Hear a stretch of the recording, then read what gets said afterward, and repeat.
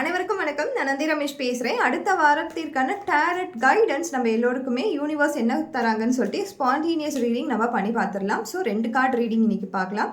1 and 2. நான் 10 second உங்களுக்கு time தரேன். இந்த 10 செகண்ட்குள்ளே உங்களுக்கு பிடிச்ச கார்டு நீங்கள் சூஸ் பண்ணிக்கோங்க. ஸோ ஃபர்ஸ்ட் கார்டு இந்த கார்டு, செகண்ட் கார்டு இந்த கார்டு. இந்த 2 கார்டில் உங்களுக்கு என்ன கார்டு கனெக்ட் ஆகுதுன்னு பாருங்கள். உங்கள் எனர்ஜியில் எந்த கார்டு சிங்க் ஆகுதுன்னு பாருங்கள். 10 செகண்ட் நான் டைம் தரேன்.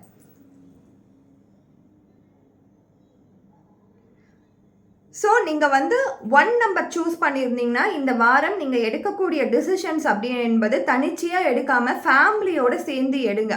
ஆர் நீங்கள் ஒரு சொசைட்டியில் இருக்கீங்க, ஆர் ஒரு குரூப் ஆஃப் பீப்புள் கூட நீங்கள் வேலை பார்க்குறீங்க அப்படின்னும் பொழுது கண்டிப்பாக அந்த பீப்புள் கூட டிசிஷன் எடுத்துட்டு ஒரு நல்ல கைடன்ஸோட ஒரு டிசிஷன் எடுங்க.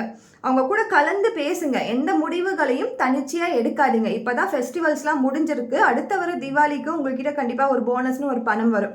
ஸோ அந்த பணத்தை வச்சு நம்ம எது பண்ணலாம் அப்படின்னு சொல்லி தனிச்சையாக முடிவு எடுக்காமல் ஃபேமிலியோடையோ ஆர் உங்களை சார்ந்தவங்க, உங்களுக்கு யார் வெல்விஷரோ அவங்களுடைய பேச்சை கேட்டு ஒரு டிசிஷன் எடுங்க. கண்டிப்பாக அந்த கைடன்ஸ்ன்றது நல்லபடியாக உங்களுக்கு அமையும்.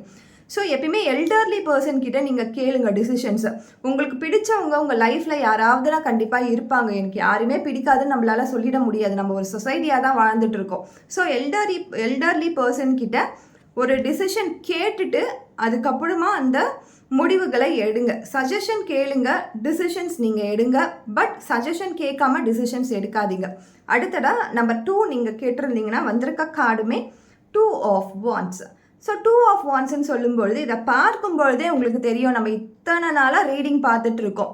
ஸோ இது என்ன சொல்லுது அப்படின்ட்டு கையில் பார்த்தீங்கன்னா ஒரு குளோபோடு இருக்காங்க. உங்கள் கையிலேயே எல்லாமே இருக்குது. ஆனால் நீங்கள் என்ன பண்ணுறீங்கன்னா அடுத்தவங்க கிட்டேருந்து உங்களுக்கு அன்பு கிடைக்குமா, அடுத்தவங்க நம்ம லைஃப்பில் எதனா பண்ணிட மாட்டாங்களா, மற்றவங்க நம்மளுக்கு எதனா செஞ்சிட மாட்டாங்களா அப்படின்னு சொல்லி ஒரு தன் கையில் இருக்கிற ஏதோ ஒன்று நீங்கள் மிஸ் பண்ணிகிட்டே இருக்கீங்க. உங்ககிட்ட இருக்கிற அந்த வேல்யூஸை நீங்கள் ரெஸ்பெக்ட் பண்ணுறதே கிடையாது. உங்களை சுற்றி இருக்க பர்சன்ஸை நீங்கள் வேலிட் பண்ணுறதே கிடையாது. அதை விட்டுட்டு மற்றவங்களுக்கே நீங்கள் ப்ரியாரிட்டி கொடுத்துட்ருக்கீங்க.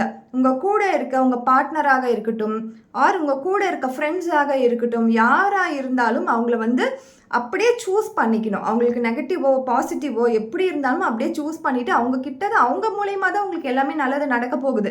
ஸோ இப்போ இருக்க வேலையாக இருந்தாலும் சரி, இப்போ பண்ணிகிட்டு இருக்க தொழிலாக இருந்தாலும் சரி, இப்போ படிச்சுட்டு இருக்க படிப்பாக இருந்தாலும் சரி, எல்லாம் சிறப்பாக தான் இருக்குது. அதனால் நம்ம குறைப்பட்டுக்கணும்னு அவசியமே கிடையாது. ஏன்னா புதுசாக எது வந்தாலும் அதுலேயும் கம்ப்ளைண்ட்ஸ் இருக்க தான் செய்ய போகுது. ஸோ இந்த வாரம் நீங்கள் உங்களுக்கான டைமாக நீங்கள் எடுத்துக்கோங்க. உங்ககிட்ட இருக்கிறத அப்ரிஷியேட் பண்ணுங்கள். தேங்க்யூ.